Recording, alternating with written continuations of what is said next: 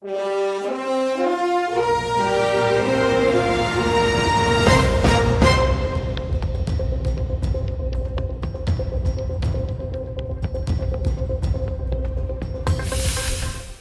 نەبێت. سەرکردەیەکی سەر بە هاوپەیمانی دەوڵەتی یاسا ڕایدەگەێنێت هەموو ئاماژەکان بەرەو ئەوەن کە محەممەد حەلبوسی سەرۆکی ئەنجومەنی نوێنەرانی عێراق لە پۆستەکەی دوور بخرێتەوە، بە تایبەت کە ناوبراو لە ناکۆکی نێوان لایەنە سیاسیەکاندا بۆتە لایەنگر و نەشی توانیوە ڕۆڵی یاسایی و دەستوری خۆی وەک سەرۆکی پەرلەمان بگێڕێت. سەعەد مەطلەبی سەرکردە لە هاوپەیمانی دەوڵەتی یاسا لە لێدوانێکی ڕۆژنەمەوانیدا ئاشکرای دەکات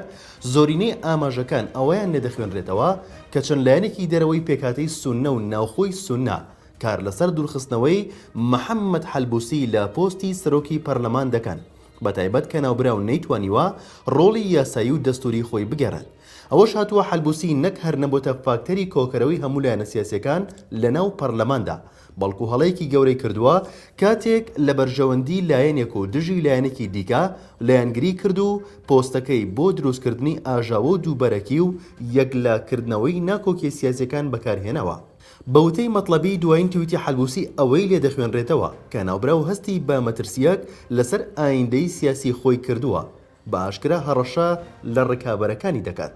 ئەمە لە کاتێکدا کە ڕۆژی سێشەممە محەممەد حەلبوسی سەرۆکی پەرلەمانی عێراق لە هەرێمی کوردستان لە شاری هەولێر بوو. لە شاری هەولێر مەسعود بارزانی سەرۆکی پارتی دیموکراتی کوردستان پێشوازی لە محەممەد حەلبوسی سەرۆکی ئەنجومەنی نوێنەرانی عێراق و خەمیس خەنجەری سەرۆکی هاوپەیمانی سیادەی سوننەکان کرد. بە پێی ڕاگەندراوی بارگای بارزانی لە دیدارەکەی بارزانی و حەلبوسی و خەنجەردا تیشک قراوەتە سەر بارودۆخی سیاسی عێراق و کۆسپ و گرفتەکانی بەردەم پرۆسەی سیاسی عێراق و جەخت لەسەر هەوڵدان بۆ کۆتایی هێنان بە بنبەستی سیاسی و پێکێنانی حکوومەتی تازای عێراقی کراوەتەوە،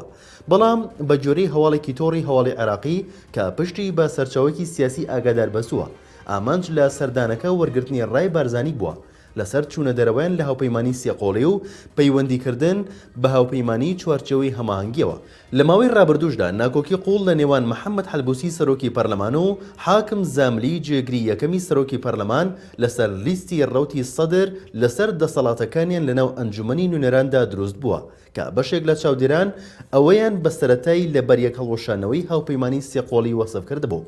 بڕیارە ئەم ڕۆژ چوارشەممە محەممەد حەلبوسی سەرۆکی ئەنجومەنی نوێنەرانی عێراق بە سەرۆکایەتی شاندێکی پەرلەمانی سەردانی تارانی پایتەختی ئێران بکات. ئەوەش خراوەتە ڕوو لەو سەردانەیدا حەلبوسی لەگەڵ ژمارەیەک بەرپرسی باڵای ئێران کۆ دەبێتەوە و کۆمەڵێک پرس تاوتوێ دەکرێن و بە جۆری زانیاریەکان تاوتوێکردنی چەقبەستووی سیاسی عێراق و گرێکیۆرەی ناکۆکی لایەنەکان لەسەر پێکێنانی حکوومەتی داهاتوو لە کارنامەی سەردانەکەی حەلبوسیدا دەبێت بۆ تاران.